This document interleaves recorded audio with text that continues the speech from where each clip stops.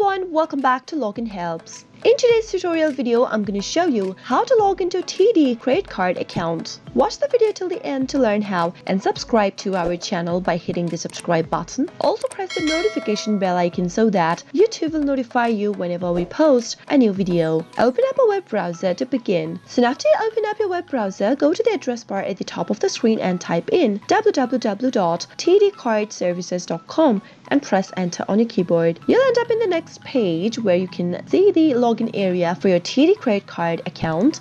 Enter your username in the first text box and head over to the next field where it says password and make sure to type in your password correct. Click on the login button after you're done, but in case you've forgotten your username or your password and you don't know what to do next, click on this recover username or password link in order to get help so that you can look for your username or your password. Finally, after you're done and you're ready to log into your account, click on Login and you'll be able to log into your TD credit card account. I hope the tutorial was helpful. If it was, go ahead and give us a thumbs up.